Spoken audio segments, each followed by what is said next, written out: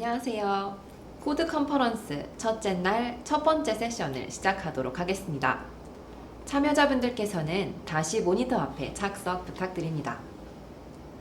저희 세션 1에서는 인터넷의 진화가 디지털 패러다임을 바꾸다를 주제로 패널 3분께서 의견을 나눠주시겠습니다. 조금 전 인사해 주셨던 윤종수 이사장님께서 모더레이팅을 맡아주시겠으며 대한민국 인터넷의 아버지로 불리기도 하시는 전길남 카이스트 명예교수님, 크리에이티브 커먼즈 설립자 로렌스 레식 하버드 로스쿨 교수님, 인터넷 표준 TCP/IP 프로토콜과 초기 인터넷 아키텍처 공동 설계자인 빈트 서프 구글 부사장님이 패널로 나섭니다. 웹 1.0, 2.0을 거쳐 웹 3.0에 이르기까지 그 변화의 변곡점을 살펴보고 그 이면까지 의견을 나눠주실 예정이오니 웹 3.0과 그 함의에 관심 있는 분들은 특히 귀를 기울여 들어주시기 바랍니다. 그럼 첫 번째 세션, 인터넷의 진화가 디지털 패러다임을 바꾸다를 시작하도록 하겠습니다. Hello everyone. Thank you for joining codecon2022. My name is Jay Yoon, chairman of Code and the moderator of this session, Changing Paradigm, Evolution of the Internet. This session is the first session opening today's program on various issues: open data, civic engagement, knowledge sharing, media, digital trust, as well as the new technology, Web3, DAO, NFT, and Metaverse. Most of them are about the open ecosystem based on the internet. So to understand them better, we need to look back at the history of the internet and how it has been designed, what evolution of the internet caused paradigm change. For this session, we have 3 great and special experts on the panel. I'll ask them some questions and they will share what they think. Let me introduce the panel. I wonder they need to be introduced. I think everybody knows them. They are not just expert, but literally living legend that I admire most. Dr. Vinton G, the Vice President and the Chief Internet Evangelist of Google. He's recognized as the father of the internet. Professor Kilnam Chon, honorary professor. He's also recognized the father of the Korean internet. Professor Lawrence Lessig, the Royal Furman Professor of Law and Leadership at Harvard Law School, the founder of the Creative Commons. He also recognized as the father of the free culture movement. We have 3 fathers of the internet. It's great. I can't thank you enough for giving up your time to be with us. Dr. Cerf from Washington, D.C., Professor Chon from Seoul, right? Seoul? And yep. Professor Lessig from Berlin. Wow, it's wonderful. I'd like to say it's my honor to be a moderator for this fantastic panel. Okay, without further ado, let's dive in. Dr. Cerf. So the internet is the global system of interconnected computer networks with no single centralized governance that using TCP/IP protocol to communicate between networks and the device. You are one of the developers of TCP/IP. How did you get to develop TCP/IP protocol, and why did you design the internet as the distributed architecture? So first of all, I got lucky. I was part of a graduate student group at UCLA that worked on the predecessor to the internet, something called the ARPANET, that was experimenting with packet switch protocols. And that was to connect time-sharing machines together in a common packet switch network. My colleague, Robert Kahn, and I then elaborated on that, again, with a project supported by the American Defense Department to explore how computers could be used in command and control And in that case, we had to introduce new kinds of packet switch networks for mobile radio and for satellite communication in order to deal with ship-to-ship and ship-to-shore or mobile vehicles communicating with time-shared computers. So the original architecture was very distributed. It assumed multiple networks. It assumed it would operate on a global scale because it was to support the U.S. Defense Department's command and control requirements. So the design, in some ways, emerged very naturally from the requirements. It is a decentralized system in part because we didn't want any particular central place that, if it were destroyed, would destroy the rest of the network. So it's highly distributed. The only place where there is central coordination today, anyway, is through an organization called the Internet Corporation for Assigned Names and Numbers. And their job is to make sure that domain name assignment and IP or Internet Protocol address assignment is done uniquely, so that an address or a domain name is assigned only to one party.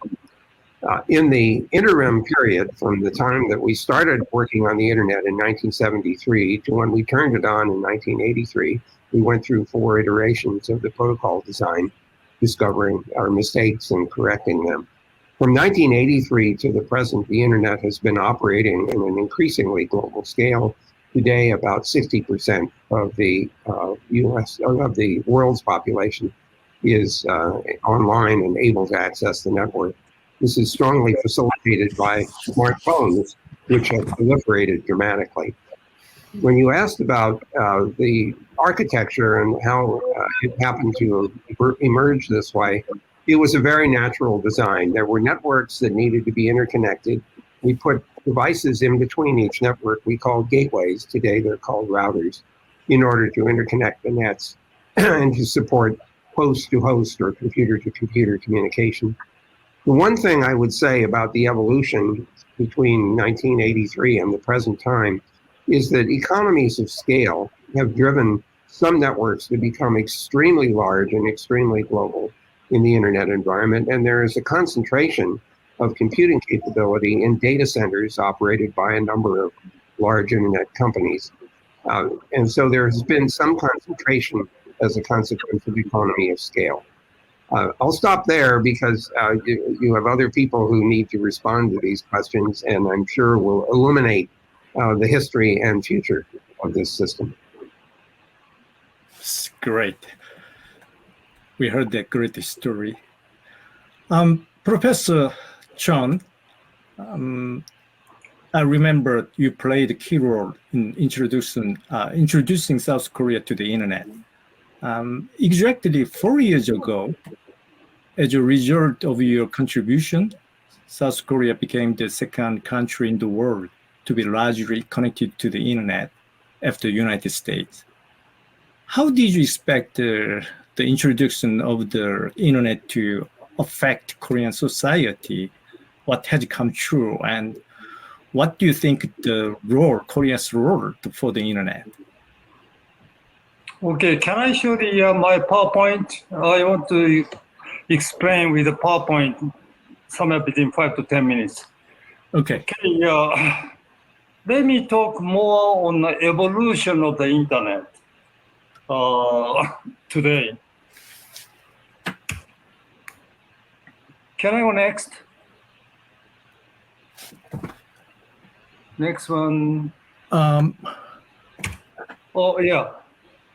Yeah, okay, Internet is over 50 years old. And as we all know, and the Korean Internet is 40 years old this year. Means Korea is one of the first country to have an Internet, and which has many implications. So first of all, are we sharing our 40 years experience in the global Internet community? And then next is, are we having a proper leadership to share those 40 years experience? And let me go through the 2 examples. Okay, example 1 is a headache. cybersecurity. Being the one of the first country in the internet in the world, we encountered many security problems. Then the challenge we had is that we had to solve by ourselves, and which was very tough. We are now really ready to solve all those security problems, and they come all the time. And first of all, many of those security issues are very tough and important. And so I guess we really should share our experience globally, and also we may solve our problem with a global community. Then to make it worse, unfortunately, Korea is one of the most attacked countries in cyberspace. If you look at the map, we are facing the not so friendly countries. And so the attack is fairly natural. And so looking into the last 40 years, shall we have a center of excellence on the cybersecurity? Since we had so much problem on the cybersecurity, why don't we share those our experience? We have plenty of those good and bad experience, and also we may offer the space for the dialogue, especially for those developing countries in Asia and Africa and Latin America. And also we could support other countries on those cybersecurity. And we may not doing the good leadership in this area by looking into the 40 years. Okay, can we go to the next example? Okay, internet safety. This is something I came across with Professor Lessig's the brief comment on the Vice News saying Facebook users in the USA is just 10% of global Facebook users. But Facebook spends 90% of its budget on internet safety in USA. And this is not just Facebook. This is a very typical. Then, and also this is a very fundamental issues. Internet issues are typically global issues. And then global companies like Facebook, Google, and Amazon, those they tend to be involved. Okay, then like internet safety is one of the very important issues. That what are we doing in a global space, not just in Korea? And then this is a sort of a typical place we could have a leading role in many ways. And are we doing? Because it's easy to complain to the Facebook. Since we are 90% of the population, you should spend 90%. That doesn't really solve this issue. Of course, we want to have Facebook to spend more their budget to the globally, but we should approach this issue as a global issue. And how would you do it? Like, for example, there's many global internet organizations, such as Internet Society and ICANN. Are they handling this problem? Because they are sort of a global organization, it's very natural. They could do it. And somehow, we are not really taking those leading issues, leading role, nor does ICANN, Internet Society, those company organizations. I guess they could do much more, to solve those internet safety and other internet problems. Okay, I guess I should stop here, and I may talk more later on the other topics. Thank you. Thank you. You mentioned about two key problems, the cybersecurity and internet safety. So you talked about that what Larry said about the internet safety issue related to the Facebook. So I'd like to hear your questions after my first question to you. Okay, so 20 years ago, at the beginning of the Web 2.0 era, the Professor Lessig founded the Creative Commons and released the Creative Commons license as a tool that helps overcome legal obstacles to the sharing of knowledge and creativity. What brought you, a law professor, to start the free culture movement on the internet? What has changed since then? Well, I guess I felt like a lawyer with a guilty conscience, because at the time of when we were thinking about the Creative Commons, there was this extraordinary copyright war going on, as content owners were deploying armies of lawyers to sue people on the internet for using content without explicit permission from content owners. And the debate was framed as a debate between those who believed in all rights reserved, copyright, and those who believed in no rights respected, who thought you should take whatever you can and do with whatever you want, and nobody should have any right to say anything about it. And we actually thought there was a group of people who stood between those two extremes. People who wanted to create work and share their work, maybe not for commercial purposes, or maybe not in all contexts, but they desperately wanted to use the facility, the affordance of the internet, to enable their work to be shared broadly and built upon and have other people share back to them. And we wanted to provide a simple infrastructure, legal infrastructure, to signal that. And from my perspective, the signal was as important as the license. The fact that somebody said, I want to share my work and I'm going to use a CC tag to do it, said that they believed in a certain way, a certain economy of exchange that wasn't purely commercial or wasn't purely pirate based. And we wanted to introduce that idea to kind of mess up the extremes that seemed to dominate at the time.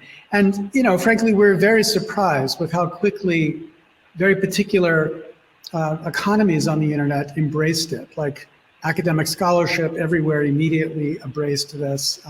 Wikipedia embraced our license as a license that would be maximally cross-compatible with lots of different content. Many of the photo sites embraced it. And that was our objective, not to dominate, not to be the only model for creative work out there, not to say that everybody should put everything they have under a Creative Commons license, but to create this as an option that simplified the process of being able to use and create content in a way that complied with the underlying legal requirements. Okay. Yes, Professor Chon. Yeah, since you said the Creative Commons, let me ask you the NFT, non-fungible token, seems to be, no, first of all, I really appreciate your effort on the Creative Commons. I use it a lot, including most of my publications. And but now that's one way to handle the digital asset you created. And now we have a NFT, which is also addressing the handling of the digital asset and using also new technology which came out, like blockchain. how do you those two? What's your opinion on those two? Are they complementary or are they competing? How or what's the direction we are heading or we should be heading? Yeah, it's a great question. My view is they're complementary. Okay. And the way to see that is, first of all, to recognize the fact that you put a creative work into an NFT form does not affect the copyright law's rules about that creative work. It's still subject to copyright. It's just physically very difficult to do anything with that work except the thing that the owner of that work wants to be done with. And I think there's actually a really interesting creative model that NFTs could offer. So let's say I'm an artist and I wanted to create some creative work in a digital environment. Using an NFT, I can create a unique copy of that creative work. And then I could license ordinary digital versions of that creative work under a CC license. I could say, you know, here's a CC version of this NFT. And that CC version of the NFT would enable people to circulate the non-NFT, the CC version of the NFT, and increase attention to the NFT. And you could imagine people are talking about building these markets where as people sell the NFT, there could be a license attached to the NFT that gives the original artist a certain proportion of the royalties from that sale of the NFT. So the NFT tied to these smart contracts could become a very unique opportunity to create an environment for artistic creativity, to fund artists that could be complementing the ability to release the work under a CC license or separate from that. But I think these two have to be kept separate from the perspective of just what the law says. Okay, Professor Chon, do you have anything to contribute to? Oh, that's good. That's good. That's good enough. Okay, so we are talking about the NFT. So I'd like to ask you, all of you, about Web3 or blockchain. The Web3, I think that is so controversial. It has been described as the next generation of the internet based on the blockchain, which will enable the decentralized digital ownership of the internet. Meanwhile, we can also find critics that arguing it's fundamentally flawed and threaten to destroy the freedom and openness of the internet. What do you think about the Web3, including DAO and NFT? Yeah. So actually, I think we need to unpack your question because you just lumped an awful lot of stuff together in a giant tar baby. Yeah. First of all, blockchain is an interesting technology. Some of its implementations are excessive. For example, in the Bitcoin case where Bitcoin mining is required in order to decide who signs the next block is incredibly wasteful of energy. It's not obvious why we would want to go down that path. There are other ways of implementing blockchains with less expensive ways of deciding who signs the next block. It could even be something as simple as round robin. So I think we've overhyped blockchain. It's not too different than a distributed ledger that using cryptographic signatures in order to protect things that are on the ledger from being modified. So I'm not overly excited about blockchain, but it's useful for certain applications at the right scale. With regard to NFTs, I have mixed feelings. Listening to Larry, you could see utility in an NFT. It represents a transaction that's registered somewhere, and so it's referenceable as a transaction. It's not modifiable. It could refer to a smart contract, for example. What's interesting about the NFT process, though, is that you register the transaction in the blockchain, but the object itself, which is the NFT refers to, is not in the blockchain. It's someplace else, typically. Similarly, the smart contract that goes along with it doesn't have to be literally physically in the blockchain, but a reference to it is required. I'm still not too excited about NFTs, to be frank, because I think that there's been a tulip craze element of it. The term Web3 is undefined as far as I can tell, and it's being used as a marketing term.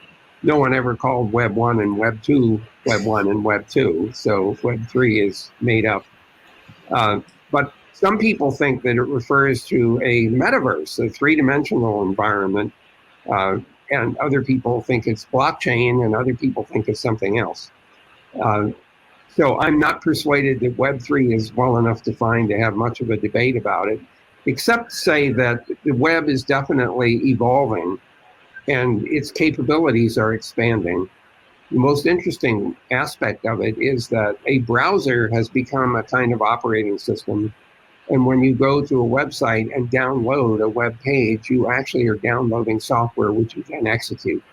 And that is a very interesting way of thinking about the way the web works, that it's a distributed computation engine. Whether that is going to change the way the basic internet works, I'm not so sure. This feels like it's application level stuff as opposed to underlying transport of data.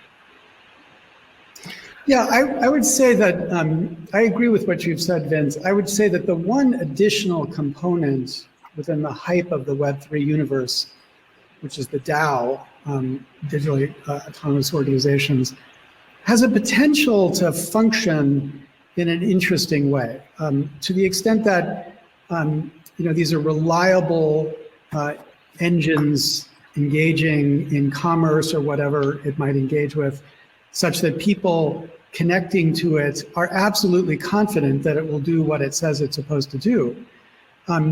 This is a way to increase access to trust on the network that companies like Google trade on because they're well-known and trustable organizations. But if you're a new organization, you don't necessarily have that institutional reputation. So I think that the DAOs in the context of these smart contracts have a potential to create a market and opportunity for a wider range of innovation and commercial transactions. And I think a lot of people excited about Web3 are really excited about the way it's going to change the organizational infrastructure of this commerce. Well, I have to jump in and say I'm still skeptical of this because the fact that you registered yourself in some fashion as a DAO does not necessarily guarantee trust. And so there's a lot of infrastructure that needs to be in place. Accountability and agency have to be applied here in order to make that a believable claim. Right, but if the code is available and you can see the infrastructure and the way the infrastructure is functioning, it might be easier to get to that level of trust than just having a bunch of board of directors who say, I'm decent people, please trust us. I know our moderator is going to have to jump in here for a moment, but let me just say that just because you can see the code doesn't necessarily mean that it's safe and secure. I guarantee most code has bugs. And so this is kind of an infinite recursion. So I would be caution is appropriate here. We agree on that. How about the Professor John? What do you think that? I guess we're talking so many things at the same time. Okay, couple of things like a blockchain is a very interesting technology and still in the early stage, I guess. For example, like blockchain implementation in a Bitcoin is just it's not a good engineering. And so they waste a lot of those the resources. But potentially, what can I do with a blockchain to complement what we have in the internet and internet-based applications? I guess it has quite a potential. And so the NFT is one it's a very interesting those application we have to think about. Okay, Web3 is if it's engineering, we say like, okay, we have a web now. What's the problem with the web? As I said, I raised two issues: security problem and safety problem. Can Web3 solve those problems? Or then we really like it. But if it doesn't solve, then we can put it in a high priority. So the Web3 is a sort of a, how shall I say, like a marketing those phrase. It's kind of very sexy, the word. And but you have to define the what is a Web 1 and what's the problem of Web 1 and so the how if we have a Web 2, how did it solve the Web 1's problem? Then a Web 3, what problem did it solve the Web 2? And we have to go up to the engineering those issues. Then later those marketing. But it seems to be it just come out of blue, the Web3, and so we are sort of confused, even though it's a very catchy name.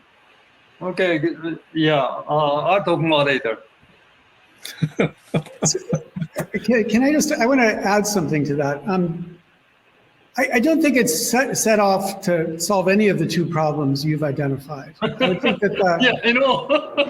but I do think that there's a problem that people pushing Web3 think they have a way to solve, and that's not at the technical layer, it's at the business model layer. Like there's a concentration in platforms. I think Vince was pointing to this in his opening. That might make sense given the particular structure of business and the infrastructure supporting business right now. But Web3 might facilitate a different structure for those businesses. And the aspiration, and again, I'm with Vince in saying we should be cautious and there's no guarantee and it's not necessarily true, but the aspiration of many pushing Web3 is that it doesn't make the concentrated businesses as necessary as they seem to be necessary in the context of the current web. And if it does facilitate a way to deal with the concentration problem, that would be a virtue, even if it can't solve the problems, Professor Chon, that you have identified. It's not solving every problem, but maybe it can solve some. Yeah. Dr. Cerf? So several things here. First of all, let me respond to Chon's earlier comment about safety and security, with which I agree completely. Those are huge problems, and they really need to be solved. Otherwise, people will feel, if they feel unsafe on the net, they won't use it. Of course, that will remove a great deal of its value. There is global work going on to solve some of the problem. For example, post-quantum cryptography is anticipated as something we need to do as quantum computers come along to break the existing kinds of cryptography, public key cryptography. So the National Institutes of Standards and Technology in the US is doing a very open process. It's now selected 4 algorithms that will are deemed to be potentially adequate to deal with post-quantum cryptography, protecting against breaking of the public key crypto codes of today. So that's an example of an attempt to do something which we believe will have a global impact. I want to come back to 2 words that I referred to earlier, and that's accountability and agency. On the accountability side, it seems to me that the only way we will achieve safety and security is to hold people accountable, or organizations or countries accountable for bad behavior on the internet. So not only do we have to identify them, but we also have to have the means by which we hold them accountable. The implication, I think, is international agreements, because the harms that occur in the internet occur across international boundaries, and we need cooperation in order to track down and hold accountable people who are harming others in the online environment. On the agency side, We need for individuals and companies and countries to have agency to protect themselves and also to generate credibility when it comes to trust, which is something that Larry eloquently pointed out. So there's agency and accountability seem to me important themes for us to work on, because they would address some of the problems that Professor Chon has brought up. Let me add one more element to addressing those problems that I think is important to keep on the table. You know, there are some business models, engagement business models like Facebook and Instagram might have, that depend upon, you know, their AI technologies finding the most effective way to draw people in to engage with their content. And that business model inherently creates the incentive towards the kind of risks that Professor Chon was describing. In the context of, for example, Facebook safety spending outside of the United States, one of the biggest problems is their platform facilitates easy reposting of content. And what they know is content which is reposted more often is most likely to be false or misleading or inflammatory. Yet the platform profits by the more engagement that they get. So there's an inherent conflict between the desire to provide a safe platform and the incentives produced by a business model trading on engagement. And at some point, I think we need to ask, in what context is an engagement model acceptable, and in what context is it not acceptable? I think in the context of commerce, like deciding how to pitch shoes to me and deciding I shouldn't be pitched mountain climbing shoes, that makes a lot, I like that economy. That seems to be harmless, and it's actually providing good for everybody involved. But when you look at what happened on January 6th in the United States, and you see those thousands of people who had been led to believe that an election was stolen that was not stolen, and a big part of them being led to believe that is their constant barrage of content that had been fed to them because it paid somebody to feed that content to them, I think we need to ask whether in contexts like that, the engagement model is actually unsafe at any speed, whether it's, you know, we should find ways to turn it off or to back it away from political contexts or certain kind of news contexts. And so I think that recognizing this as a one parameter on whether we've got a safe internet or not, I think is an important part of the conversation. Professor Chon. Yeah, let me talk something positive on the Web3, what we could expect. Okay, back in before the Facebook, we had a challenge. Like a web is kind of nice. How can I give it to the one web page for everybody? So the 7 billion web pages, and it was so hard. Like I even walking the street. Okay, there's a store. How can I give this web page for every store? It's so tough. Then the Facebook came up, not just Facebook, but many of those social media came up, and they solved a problem. You subscribe to the Facebook, then you can have your web page. And it was beautiful. But always there are no free lunch. We have a problem in the data. How can we have those fair and global data management? And we haven't solved this problem yet.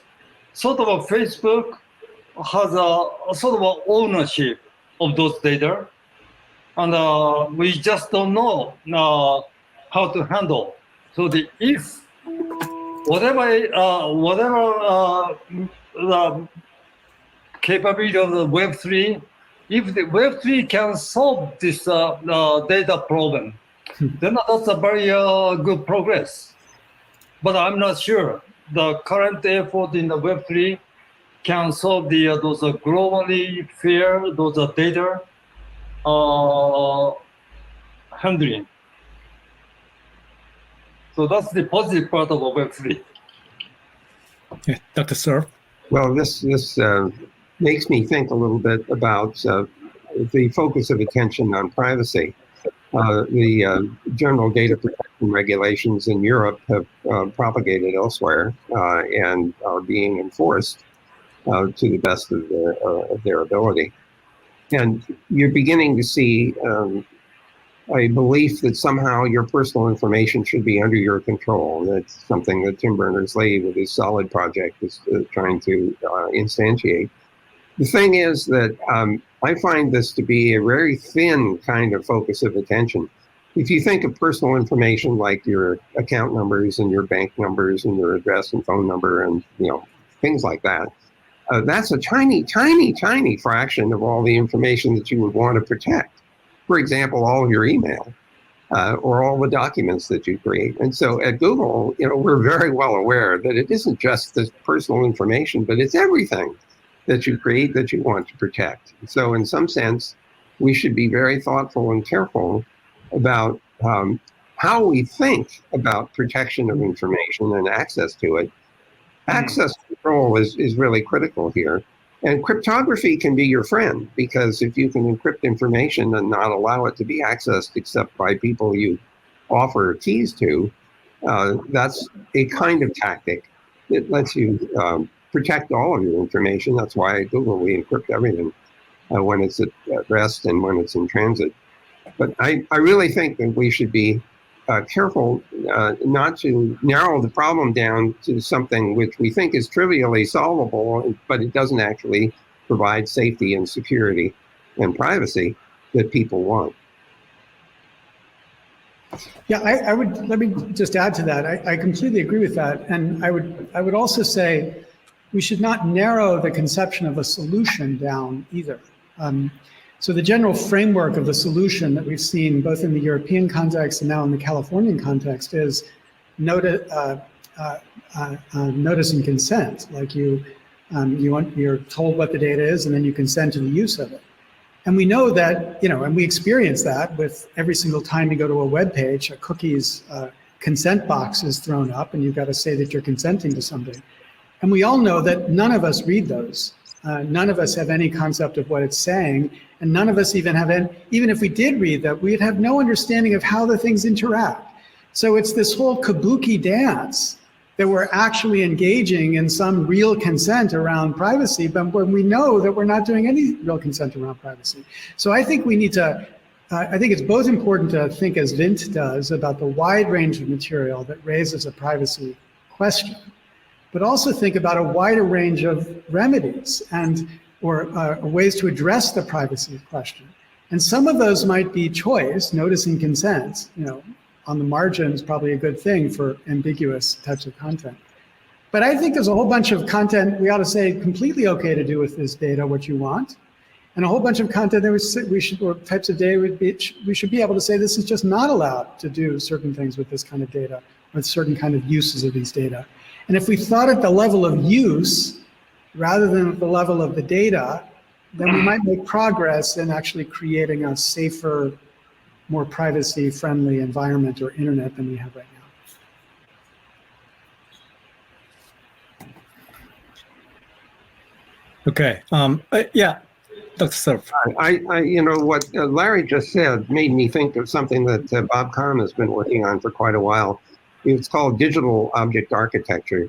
And one of the concepts behind this is that if you have content, you can imagine that it could be surrounded by some code in the same way, for example, that a virus's RNA is surrounded by protein.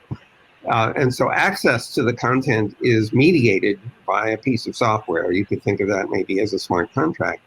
So the notion that you've encapsulated information in some fashion so that it can intervene and mediate access to it, negotiate pricing or licensing or other kinds of things, feels like it's the right sort of core idea where we allow everyone, provide everyone with tools, services and tools that protects their information and mediates access to it. And this is just the kernel of an idea, but I would urge that you look at the digital object architecture as a model for trying to do what Larry is describing. Okay. The Professor Lessig, do you have anything to contribute to the mentioned by the Professor Chon regarding to the internet safety issue related to Facebook? Well, I guess I would just emphasize again, there are two ways to think about the problem: the kind of source of the threat and addressing the threat.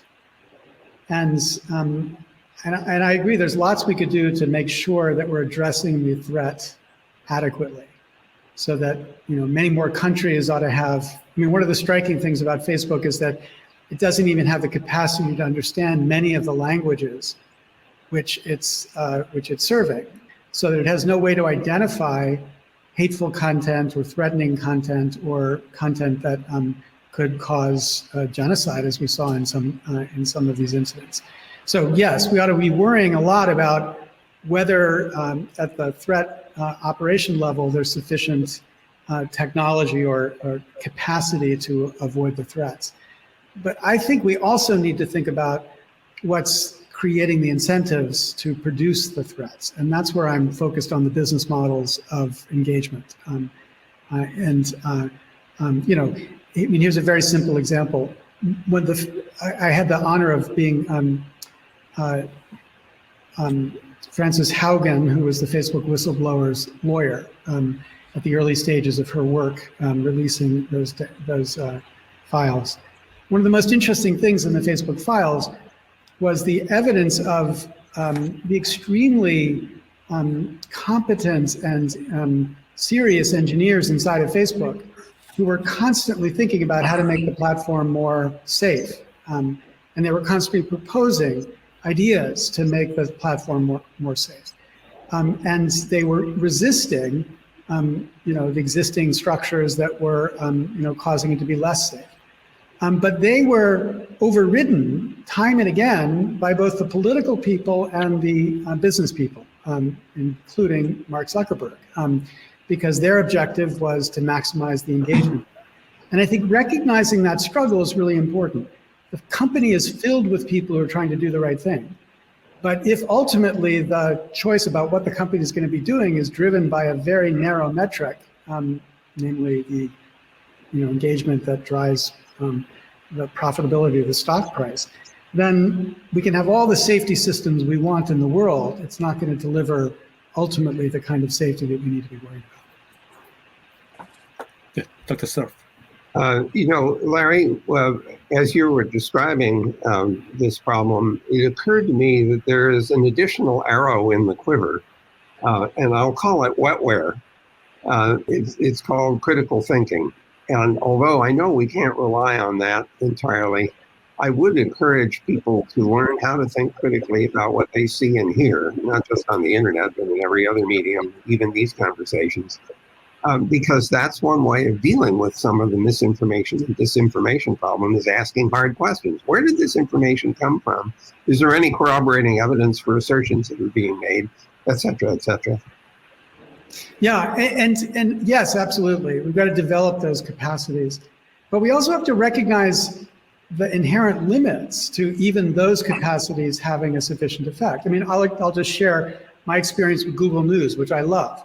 But Google News, will refine what it's feeding you as news based on what you express your interest as. So I got down a rabbit hole focused on the question of whether Old Faithful was going to blow up and end the world. And as I got down that rabbit hole, all of a sudden I was getting fed more and more stories about the risk from Old Faithful blowing up. And at a certain point, I had to call a friend and say, holy, this is going to really happen. And he said, what are you talking about?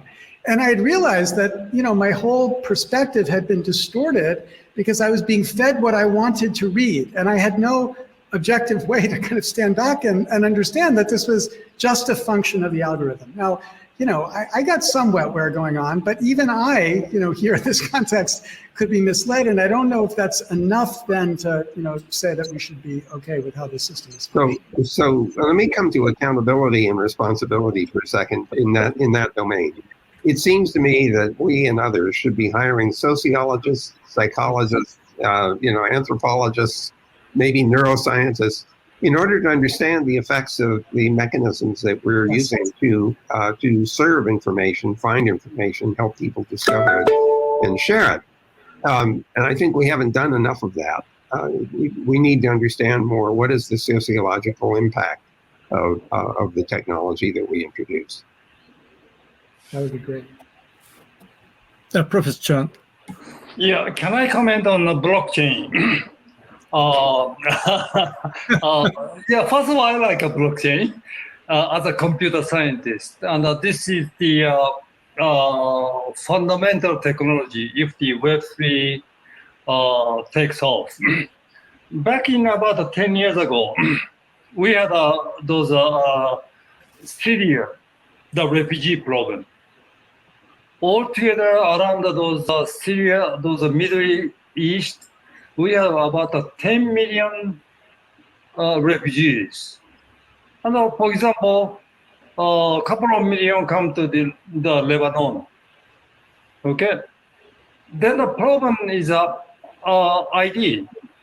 Like they say, okay, I graduated from the college and such, and I serve in some company.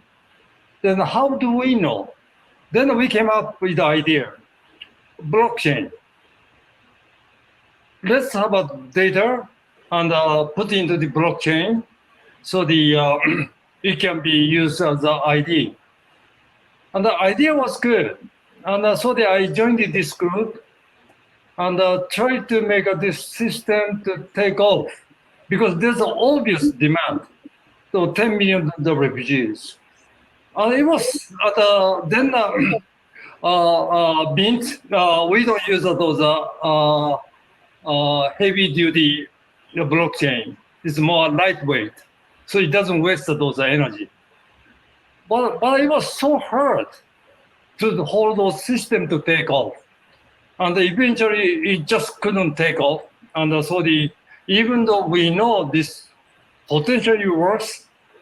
And but we couldn't do the proper engineering or we couldn't have a good non-profit business plan, and we kind of stopped about 6-7 years ago.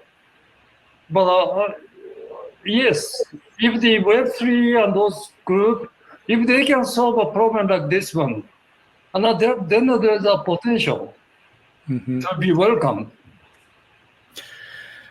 Okay, thank you for sharing your thought on blockchains. Actually, I thought you're not interested in the blockchain or Web3, so I prepared other issue for your question. But thank you for your insightful thought on blockchain. There will be a web session following this session, the Web3 session, so we can talk about what they think. They are the expert for the blockchain or the Web3. It'll be a very interesting. Not much time is left, so I'd like to talking about last issue, the world after the pandemic. So I think the pandemic caused a lot of difficulty by stopping daily life and demanding an unfamiliar lifestyle, so non-face-to-face. We have overcome the difficulty by expanding the digital transformation using the internet and the various digital technologies. I expect that the built infrastructure and the user experience are expected to further accelerate the digital transformation from now. How do you expect the internet to evolve in the future? So what should the response be? we are talking about the metaverse and virtual world. Do you think that the virtual world replaced the real life? Well, just speaking for myself, I don't think so. In fact, I if we're all going to run around looking like Darth Vader, somehow this doesn't strike me as being very appealing. In fact, I don't understand how this conference call would work if we were all wearing a 3D Oculus or something display. We'd all look like Darth Vader, and since we wouldn't want to look like that, we'd have to have avatars that represent us in this three-dimensional environment. Yes. And you can elaborate on this. Virtual clothing that you could rent from Ralph Lauren, and I mean, just imagine all kinds of possibilities. I think there's several lessons that have come out from the pandemic. One, the supply chains were fragmented in part because people couldn't work in proximity to each other because of the hazard of getting COVID. And that really interfered with a lot of supply chains, and that had a huge economic impact. Second, there are some people who can work remotely but could not, who could work remotely but couldn't because they didn't have access to the internet. So once again, we see driving cost out and making internet more accessible to be extremely useful. The third thing I think we've learned is that some people cannot work remotely. And the fourth thing we learned is that having parents working remotely and kids going to school remotely collided in terms of demand for resource and facilities in a home where you could work that way. So I think there are going to be all kinds of consequences of what we've learned. Housing will change, business operations will change because businesses will accept the idea that at least part of the time it's okay to work away from the office. What's your opinion, Professor Lessig? Well, I would agree with those. I would add, I think that one thing we saw was the increased exposure to digital platforms for getting information didn't have the effect that people at the beginning of the internet, Vint and then even me like 20 years ago, thought it would have. I think many of us thought that having access to all of this information was going to make people wiser and more reflective and have a better understanding of the truth. But again, I think this is tied to the business model. If the business model is engagement, the drive for information we saw was a drive for polarizing and divisive information. And the idea that, that's bad enough in the context of a political campaign. I wrote a book that was published in 2019 talking about its effect in the context of politics, and that's not surprising to me. But if you had asked me when I published that book, whether if we had a global pandemic where 1 million Americans were going to die, we could imagine the media kind of figuring out how to talk to us about the facts so that we understand the facts rather than drive their engagement and bottom line profit, I would have said yes. There's a line. It's like going to war. You will not play this game when things are this serious. But of course, I would have been wrong. We had an information ecosystem that led to an enormous number of people having wildly crazy views about what was going on and what they should do in response to it. And that's terrifying. So I think the internet's infrastructure can do a lot to help us be connected and be more productive. But we've got to think about how it helps us understand and run democracy better, because even so far as it's not doing much good for that. Professor Chon. Yeah, Vint's comment on those remote education and also remote work. Somehow we are giving an impression remote education is a second class. The face-to-face is a first class. The remote education is sort of a second class, and that's I guess that's not the case. I thought that I believe that the remote education and the face-to-face education is sort of a complementary. And for that matter, I guess we have to work much harder. And also those education specialists, they should also put on a lot of effort. It's not just a technical issue. then I came up with a very interesting news from Japan. NTT decided remote work is normal. You don't come to your office. You work at home. And they have a 100,000 employees or 200,000 employees, one of the largest in the world. And that's a remarkable move.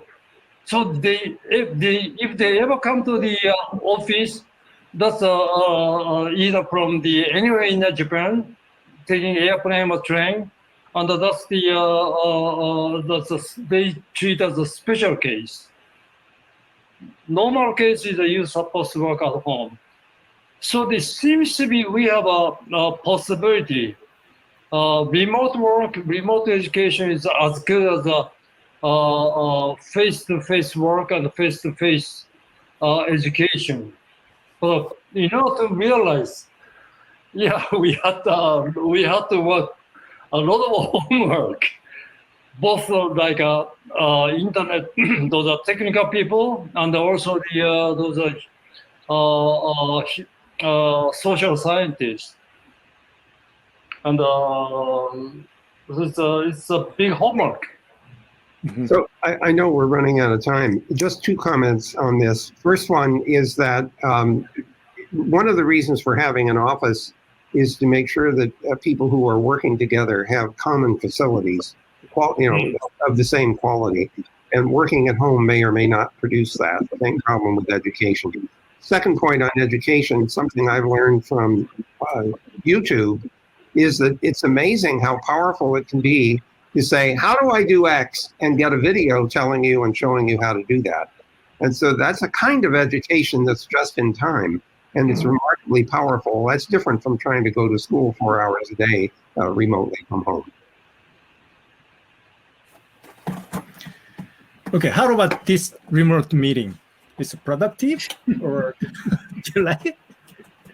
Well, we're spanning the whole world, so that's quite amazing. The internet collapses distance, but it doesn't do anything about time zones. Yeah. A problem we need to work on. Well, the wonderful thing about this remote kind of interaction is that if we were really in violent disagreement, we couldn't hurt each other very much. Okay. I really want to meet you face to face soon. So That would be fun. yeah, let me make another chance to meet in person and have a deep conversation for a long time.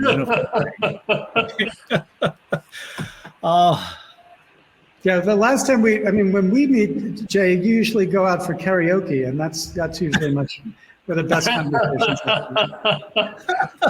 So the best is I'm trying to make some remote karaoke system, but it's not working. The synchronization is not perfect. Yeah. So there was a problem. That's a huge problem. Now, of course, we're starting to push latencies down more and more, and as we get to 5G and 6G and what's called mobile edge computing, we may very well get to the point where some synchronization is possible, but there is speed of light delay that we can't do anything about. Yeah, that's why we need to meet each other in person. Okay, thank you for your great conversation. Thanks, guys.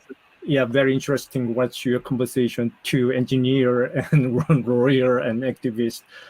It's so insightful. It was very helpful. So I'd like to thank you again, and take care of your health until we meet. Yes. Yeah. Thank you again. So, Thank you. Thank you so much. thank you so much. 네, 윤종수 이사장님과 세 분의 아버님의 토론 어떻게 보셨나요? 이것으로 세션 1을 마치겠습니다. 오늘 답변해드리지 못한 질문들에 대해서는 각 패널에게 공유하여 추후 커먼즈랩 아티클을 통해 기사 형식으로 답변을 공유드릴 예정입니다. 그럼 약 5분간의 휴식 후 3시 10분에 두 번째 세션으로 찾아뵙겠습니다. 참여자 여러분께서는 3시 10분까지 다시 모니터 앞으로 착석 부탁드립니다.